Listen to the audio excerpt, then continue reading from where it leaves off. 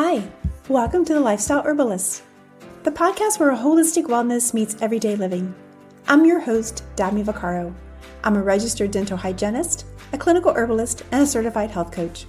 And I'm your co-host, Sabrina Cooper, a registered dental hygienist with a bachelor's in oral health promotion, a certified culinary nutritionist and herbalist, and a mindfulness and mindful eating coach. Together, we explore the intersection of holistic health, herbal wisdom, and joyful living. From plant-powered remedies to kitchen medicine, mindful moments, and conversations that feed the soul, we're here to help you feel vibrant, grounded, and inspired in your daily life. So steep a cup of something soothing, settle in, and let's grow well together one episode at a time, bringing you a healthy dose of happiness. Hey, welcome back to the Lifestyle Herbalist. Rachel Cline is joining us today on the podcast. Rachel is a yoga teacher and integrative life coach based in Virginia's Shenandoah Valley and the founder of Radiantly Rooted.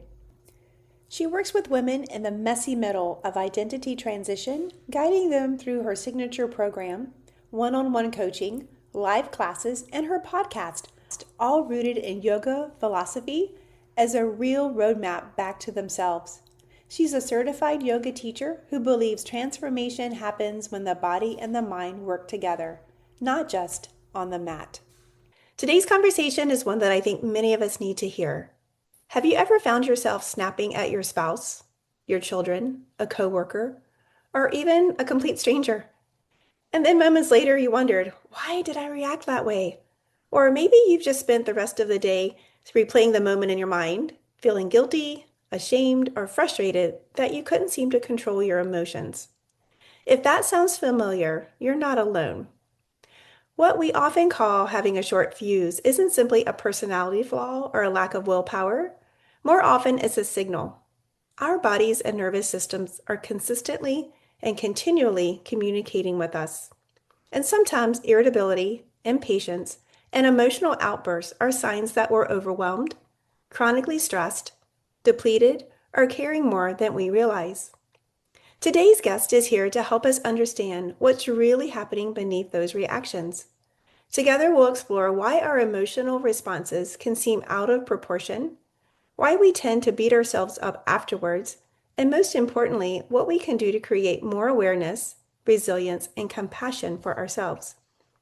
Whether you're navigating a demanding career, caring for a family, juggling a full schedule, or simply feeling like life has been a lot lately, I think you'll walk away from this conversation with practical tools and a new perspective on your own emotional health. So grab your favorite cup of tea, settle in, and join us in welcoming our wonderful guest, Rachel Cline. Rachel, we're so excited to hear from you, and we're so excited for our audience to hear about this conversation. So welcome. Thank you. I'm grateful to be here with you. Welcome. I really want to welcome you as well. I'm really interested in hearing all about what you have to offer, and thanks for being here. Thank you so much. And Rachel, you should know I love hearing the story behind the story, and I'm curious, what brought you to the wellness space in the first place?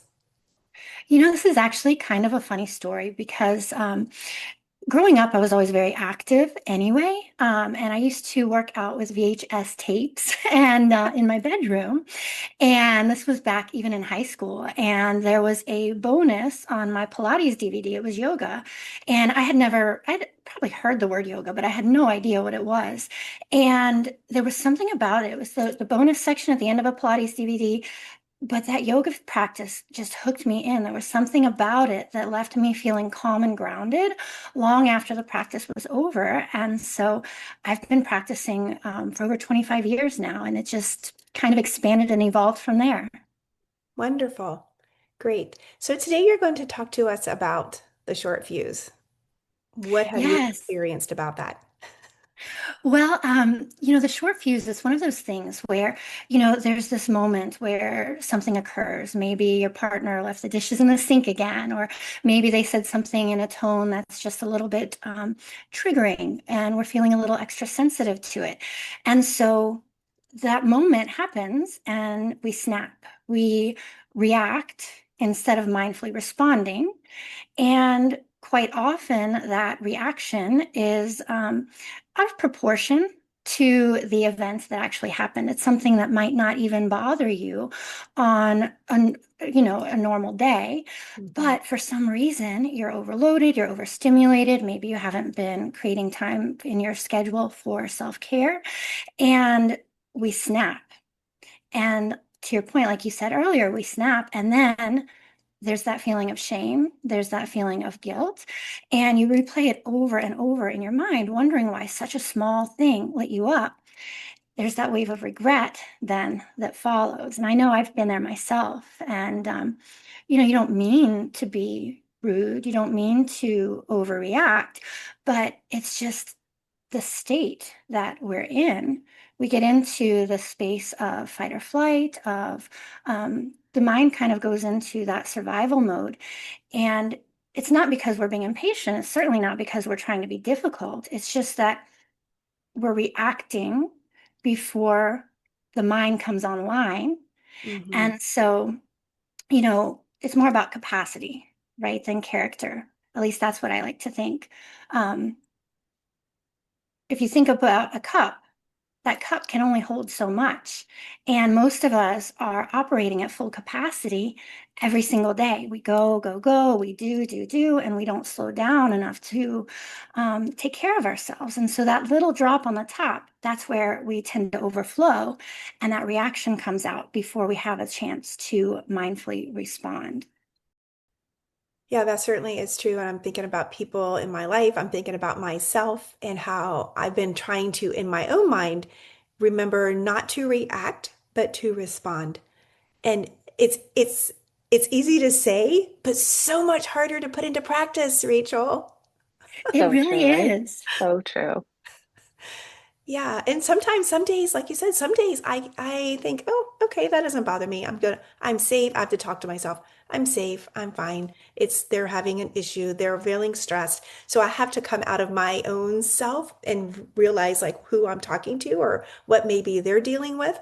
But other days, like I'm not as patient. I'm not as I'm like, you hurt my feelings, you know? Yes. And that empathy, I think that's so important to bring up because yes, I overreact. My response sometimes is exaggerated in proportion to an action or a moment, but other people have those moments too. And so when somebody else perhaps snaps at me, to your point, having that empathy and being curious about where they're coming from. Was this really about me? Or is their cup overflowing and they just didn't have the capacity to respond mindfully then rather than react with intention? And so when you think about it, like at least for me, what's going on in my body in that moment, maybe some heat in the chest, your jaw gets tight. The words are already on their way out before you can even catch them. And all of it moves faster than our mind can process it. And so when we get into that state, you can't think your way into calm. The logical mind is offline. And so one thing that I found, I work with my clients a lot on the power of the pause. And it's Yes. just this moment of mindfulness, this split second to just catch yourself so that you can choose how you want to respond rather than just reacting in the moment from whatever triggered you.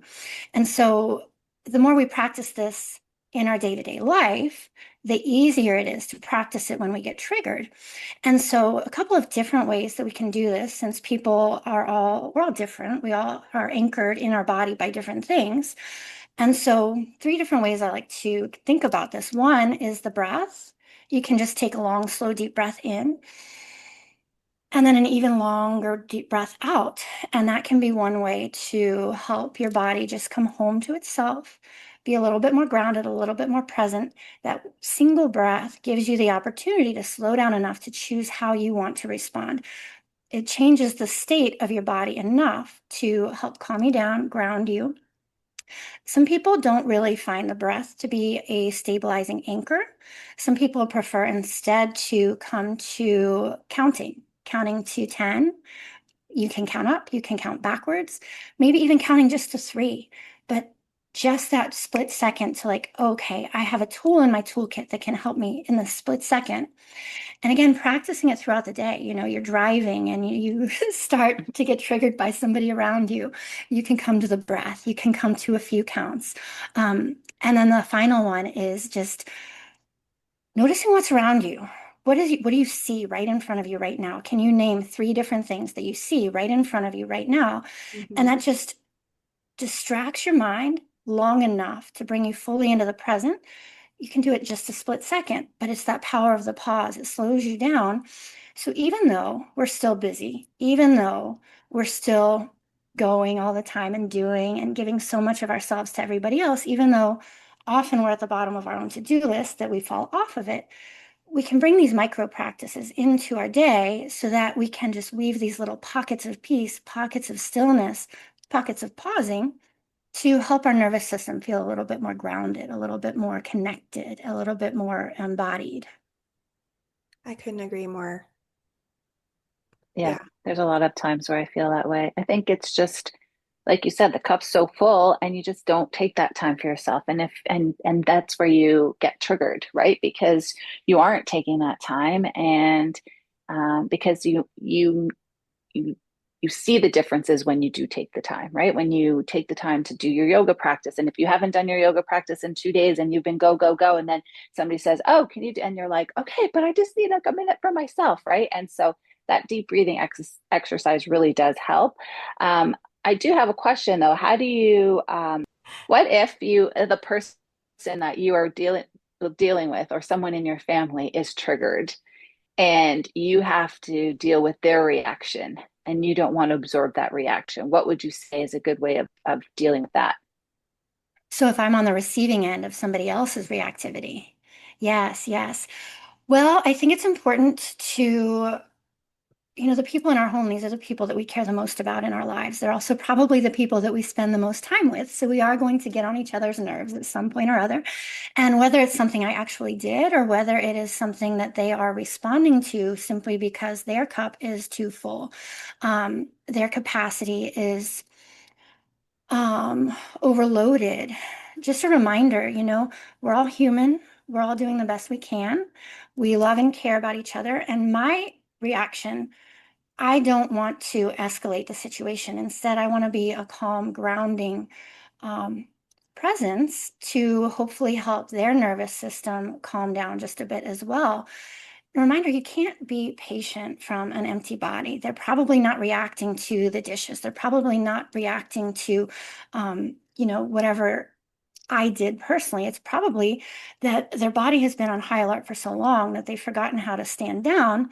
And so, first of all, taking a deep breath myself, coming back into my body, grounding in presence, and choosing that power of the pause to slow down enough, take a deep breath, and react with kindness, compassion, and empathy, and also try to say or do something that would help diffuse the situation instead of escalating it.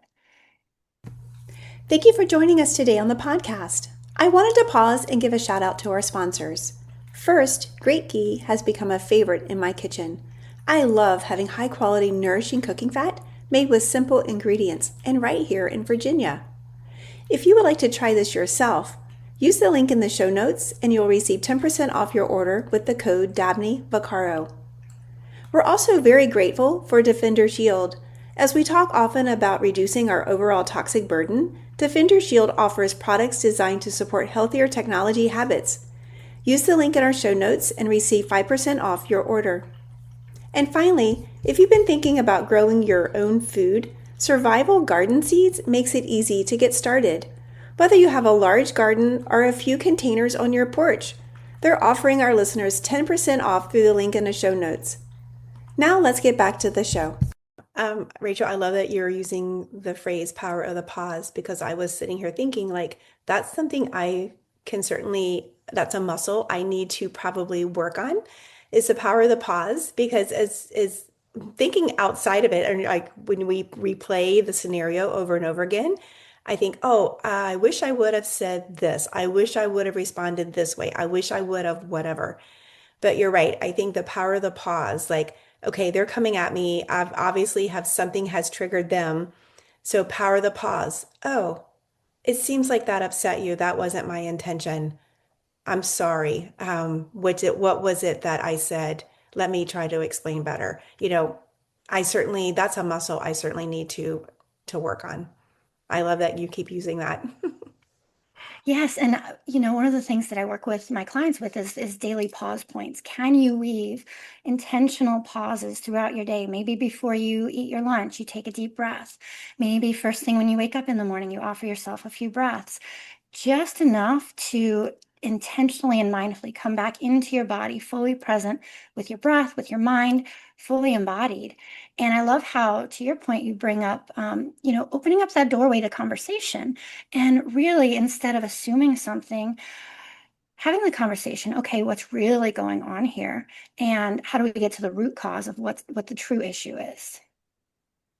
Totally.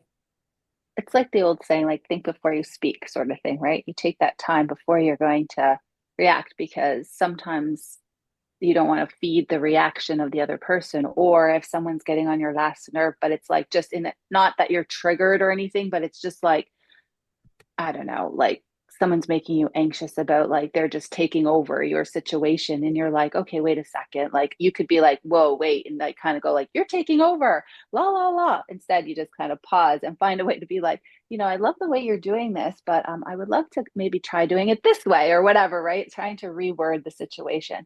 I've found that pausing and just kind of biting my tongue every once in a while has really helped, because you know we all have those moments where we just want to snap and take over.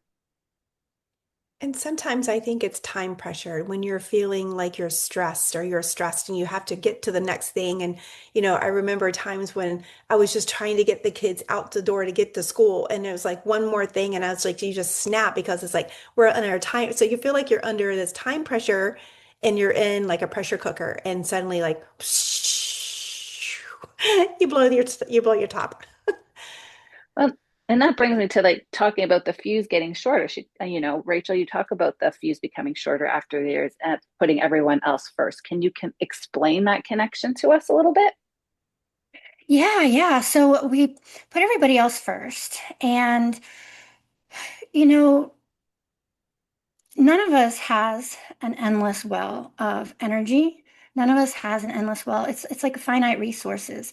And so the saying, you can't pour from an empty cup.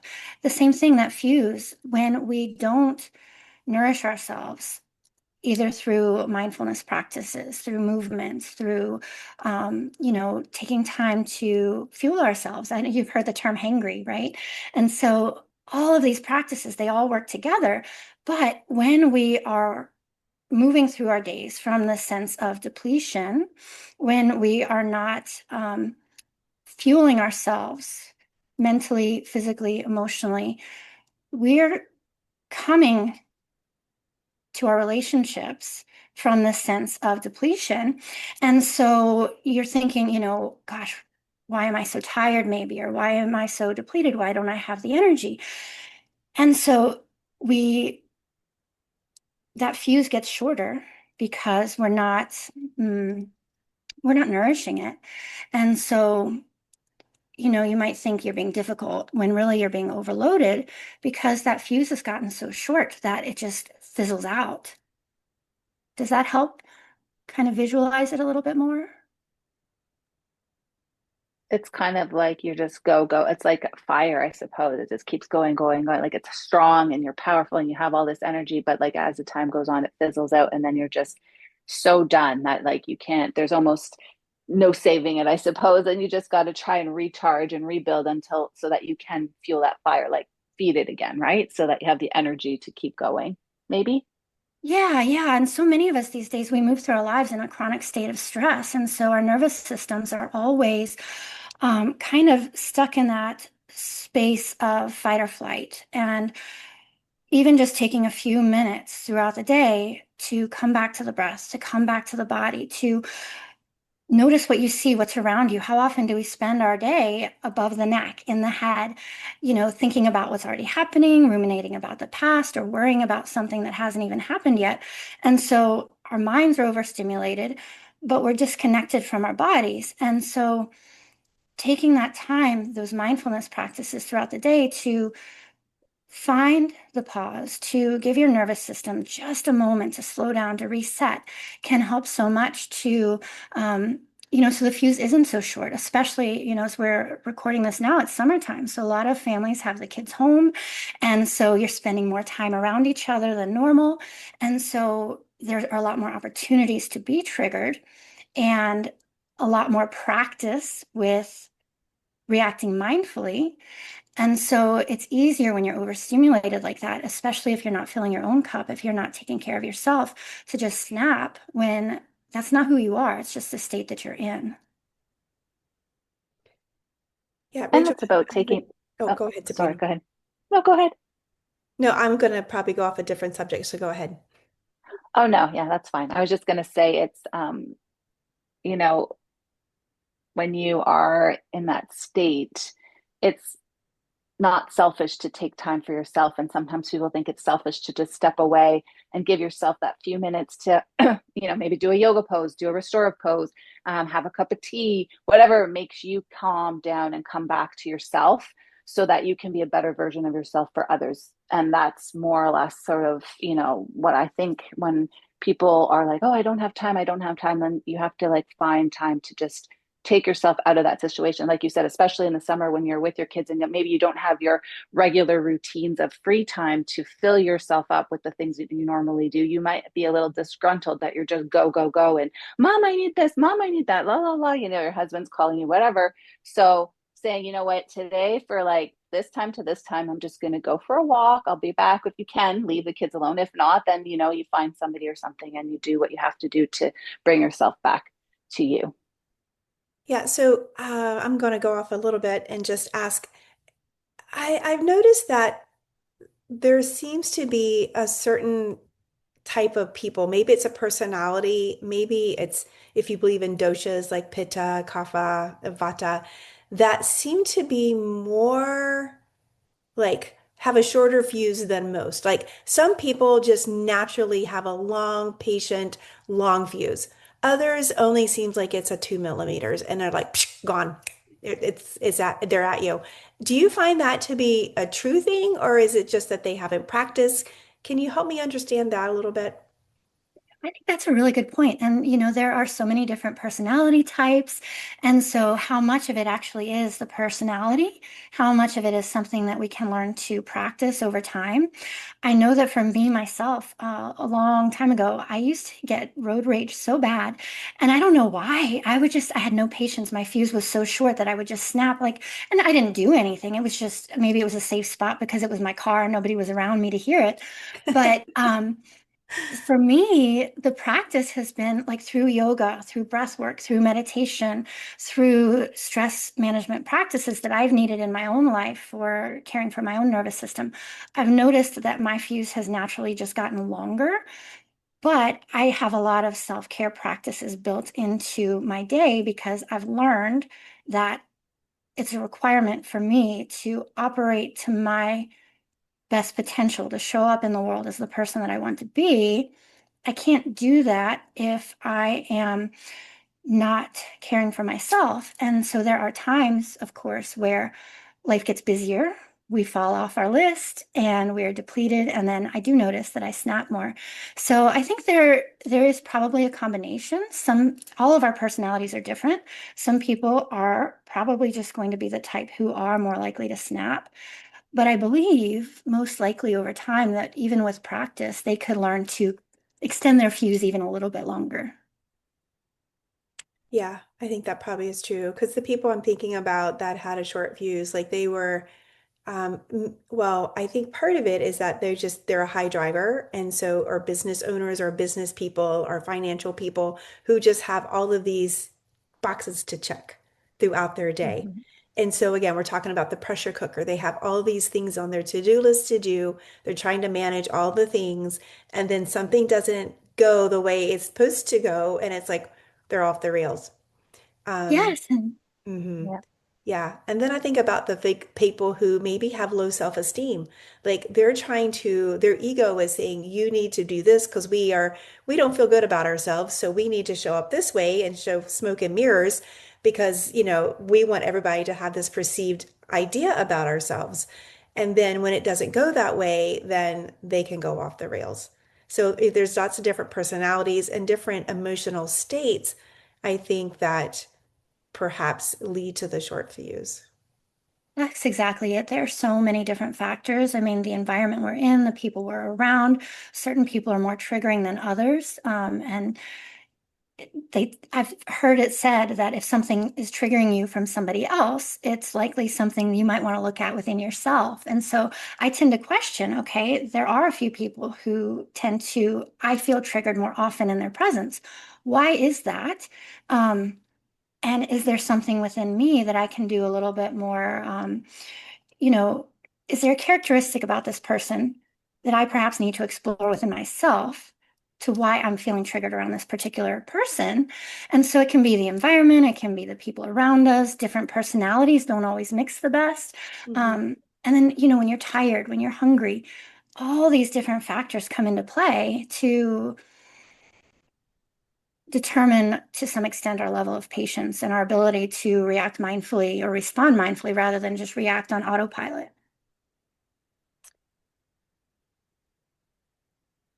Totally agree. I have three daughters. My oldest daughter is, she's an empath. She's pretty empathetic and feels the vibrations and energies around her. She works in, healthcare, which makes it even more difficult when you're an empath. Anyway, throughout the years, I think she better understands herself. And I've talked to her many times about, you are feeling the energies of those around you. So if somebody is anxious, and you talked about that just now, like maybe it's what is it about that person that triggers you? If you're an empath, or if you're feeling like you have the capability of feeling the energies around you, it certainly does have an effect on your own energy and your own triggers, if you will. But just understanding that and just mindfully thinking, okay, I'm putting a chrysalis around me. This is not my energy. This is their energy. I am safe. And so I have to tell myself that too sometimes, like, Oh yeah. I'm safe. I'm in a safe space. It's okay. This is them. I'm here to help them. I'm here to listen to them. I'm going to do what I can do to help them in this moment. And just, I really have to talk to myself, talk to stay calm. Yes, I I'm like to so with sing you on song. that. Yeah, I like to sing songs in my head. Something, that's my thing when I'm like trying to just sing a song or hum a song and get like my energy back into balance, like when you're like that. But yeah, go ahead. That's a really great idea. I love that. That is a great idea. Oh, I was just going to Yeah. say, I feel sensitive to people's energy as well. And so, one thing that has really helped me over the years is to actually visualize putting like a force field around my body. And it's just an Mhm. energetic force field. I just take a few breaths and I imagine this bubble around me that other people's energy or feelings bounce off of. And it sounds a little bit silly, but it helps me to visualize that, to stay grounded in my own energy and not absorb the energy around me. Yeah. Yeah, I know you say it sounds silly when I talk about the chrysalis or the energies. I mean, this is the podcast. Our audience is, we are woo. So and I'm okay with I love that. it. I Yeah. love it. Yeah. But it's so true. But people like will honor that. Like they realize the value in all the things that we talk about with the essential oils protection and crystals and guarding yourself and the auras, and because it makes sense when you actually like dive deep into it and people go, oh, yeah, right, and then they try it and they're like, oh, I actually tried what you said and it worked. And so that's why we offer these things. So I love it. So then how do people go forward? Okay, they've got the short fuse. They're going to practice the power of pause. What's one way, or just maybe a couple of different things that they can put into practice that can remind them? Like I know some people wear these little bracelets or like a rubber band, and they snap themselves to kind of bring them back into like reality. You mentioned like look at three objects in the room, like that can bring you back to the moment. But sometimes we do get so far out, like you don't even remember that you need to come back in until like the whole thing's over with, and it's like now you're there in the crux of like, I did it again. Yeah, I would say in that moment, I mean, it's already happened. It's in the past. There's nothing we can change about what we've already done. We can use it as an opportunity to get in touch with ourselves. Okay, what was going on in me, around me right now? that made me feel triggered enough that I had to respond in that way that doesn't reflect the type of person that I want to be.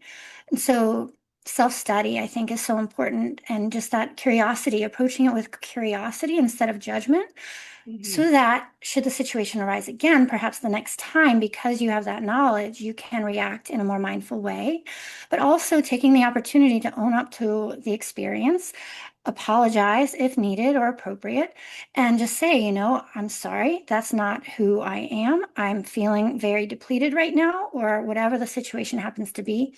And, this is somebody that you care about deeply in most cases. And so how can you just make sure that that relationship is solid and the type of relationship you want it to embody? So keeping the doorway to communication open, but then, you can do something simple. Place your hands over your heart, breathe into that space, feel the movement of the breath in the body. Do something to help ground you. And I know I have one friend who she will actually say, she'll do the apology. She's like, I need just a few minutes. And she'll go leave the room, change the state, maybe walk outside, and just take a few breaths. Take a few minutes to ground yourself fully. And then you can come back to your day in a much better state of being.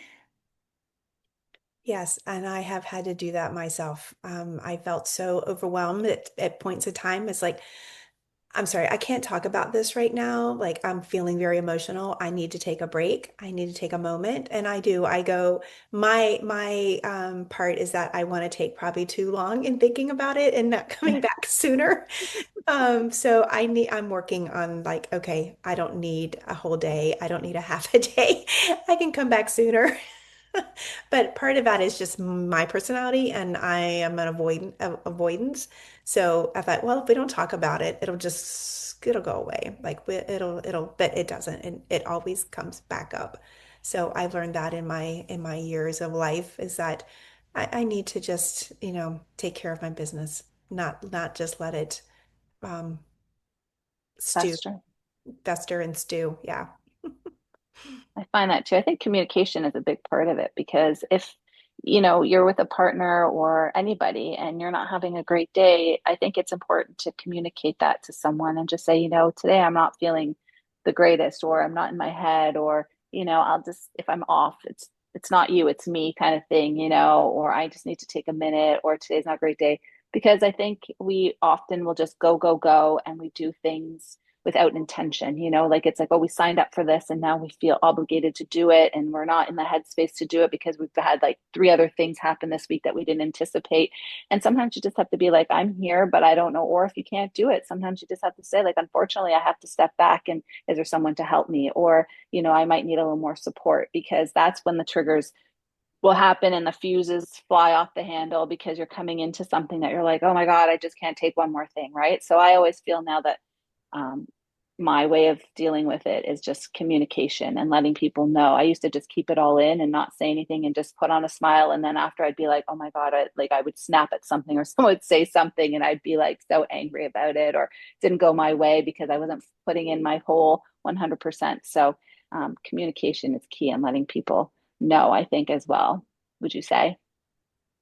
Yeah, I totally agree. And I think healthy boundaries as well. People can't, um, if they don't know they've crossed a boundary and you haven't communicated that boundary to them, then it's just going to happen over and over and over again. And so, yes, for sure, having the clear lines of communication. But I remember when I was in corporate, like you were saying earlier, Dabney, you have this list of things you have to check off throughout your day, and then you get interrupted over and over and over again.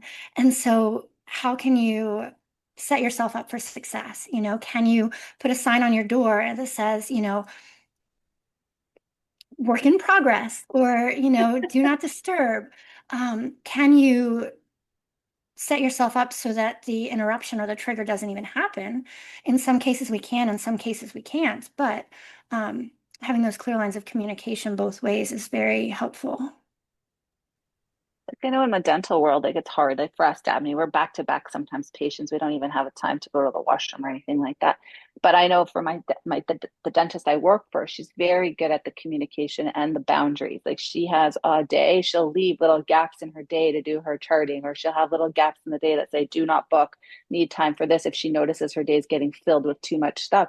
And I'm thinking, wow, that's really great because I've never seen really that in my years of practice, and it's just everybody just seems go go go like a wheel on a hamster, just spin spin, okay, next one, next one, next, and then you get to the end of the day, you're like, whew, that was a day, and then you're like, can't even breathe. So I feel like that's such a smart way of doing that. And she also allows us as hygienists to have a lot of time in our day, like to have a gap where we do have time to run back, have a drink, or fill in our charts or whatever it is, which is very helpful, because then we give more to our clients and patients, we give more to ourselves, each other in the office, and we all work cohesively. Nobody's getting like really disgruntled and angry by the end of the day. Well, and then you have something of yourself to still take home for your family. You haven't given everything to your work. Exactly, because that's Yeah. important.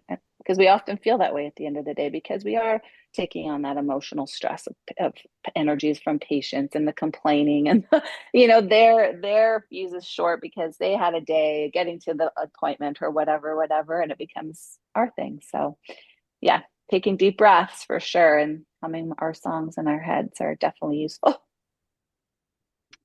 Yeah, so true. So many people don't like coming to the dental office. I have a fair amount of patients who do enjoy coming because they've been coming there so long. They just know the routine. They know how things work, and basically it's like a little visit each time. But for the practitioner, we have it's showtime. We have to be perky even if we don't feel like it. We have to be happy even if we don't feel like it. And so you feel like you're in a circus, and it's showtime. So true. So true. hmm Oh gosh, yeah, life. It's just a life thing is, and like all these little tips that you've given us has really helped because I think more people will take the time to pause and breathe and um, come back to themselves in moments where they feel the sense of overwhelm. And I know that you have a beautiful free gift for everyone called the soft landing. Can you tell us what it is and how it helps people create more space between a trigger and their response? Yeah, so the soft landing, it's about 9 minutes long, and it is just a short guided grounding practice. We come back to the body, we come back to the breath, we connect to the support beneath us. And it is a way to get in the habit of just slowing down and checking in with yourself so that if you practice that more often, at least in my own experience, when I practice grounding day to day, I'm more able to stay grounded when life tries to pull me off center. And so the offering is with the intent that when you practice it more often, it's going to help you stay in that state of balance more often, that state of feeling grounded in your body more often, so that even when you are triggered, you have a deeper capacity to choose how to respond mindfully instead of react. So even though you're still busy, even though life is still full, the small things can stop hijacking you and you can meet the people you love, the circumstances you're in as yourself, more fully yourself, not from that edge or that place of depletion.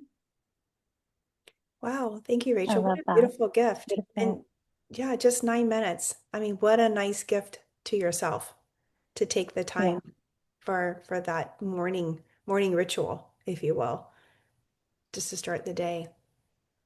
Yes, it's been life-changing for me. And so I like to offer it as a gift to others as well to hopefully just help them feel a little more steady. Life pulls us in all these different directions, and it's hard to stay centered. Oh, absolutely. So, if what are maybe your top three things that someone can start doing today after they listen to this podcast? And they're saying, yeah, I definitely have a short fuse, or yeah, I live with someone with a short fuse, and I want to be able to take the time to pause. What are your top three things that they can do today?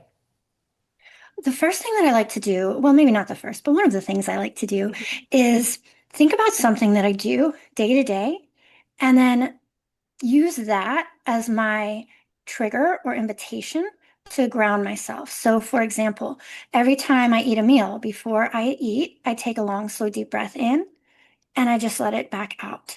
Every time I brush my teeth, I take a long breath in before I brush my teeth. I take a long breath out. It's just a pocket of grounding, a pocket like the power of the pause. Find these moments throughout your day where you can weave in an intentional pause just to come fully home to yourself. So that's one way, is thinking about something that you do in your day-to-day routine and pick a grounding practice to go with it. Maybe it's feeling the breath, maybe it's feeling the ground beneath you. Another one that I like is just placing one hand on each shoulder and let the hands just tap, alternating side to side. It's a gentle way to help soothe the nervous system, that bilateral tapping. And it just helps bring you home. It helps calm you. It helps you ground you. And then the final one would be just to really connect to whatever is supporting you. So often we're the ones supporting everyone else. And so we're all being held by the earth in some form or other. So notice, are your feet on the ground? Can you connect a little deeper to that sensation of planting the feet? Are you sitting? Can you connect a little more to that feeling of being supported, of being held? And just for people who aren't really anchored by the breath, that grounding physically can feel a little bit more stabilizing. Yeah, I just think like you just let us know where our listeners can find you. And if you could leave our listeners with one message about self-compassion and emotional resilience, what would that be? Yeah, so they can find me at radiantlyrootedyoga.com. And as far as a message for self-care and resilience, I heard something the other day that really resonated with me. If you imagine a cup of tea and it's sitting on a saucer, before we talked about that analogy of you've got a cup of water and it's full to the brim, and that single drop is the one that knocks you over the edge. But you can think about that cup in a completely different way as well. We talk about filling our cup, about nourishing ourselves, and that we can't pour from an empty cup. And so I heard something the other day that talked about how we should only be giving from the saucer. So in the sense that there's that tea, the cup of tea, and it's so abundant that it's overflowing. And so we're giving from that space of overflow. And so just that reminder that self-care, even though we can feel like it's selfish, it's one of the most selfless things that we can do, because especially for those of us who are sensitive and feel energy, you can feel when somebody around you, their energy is low, and it kind of pulls you down too. But if somebody around you, their energy is high and they're lit up and you can see their glow and you can feel their glow, the energy, we're responsible for the energy that we bring. And so when we fill our own cup, even if it's just a few minutes a day, we're able to show up much more grounded, much more present, and really move through our days in the way that we would like to feel. Beautiful. Beautiful. Love it. Love it so much. It was so great to meet you, Rachel, and I'm glad we had you on today. Thank you. It's nice to meet you all as well. Thank you for the opportunity. Absolutely. Well, until next time, take care and try the pause. I'm certainly going to work that muscle a little bit more. That's part of the healthy healthy dose of happiness. I love that. Oh, for sure.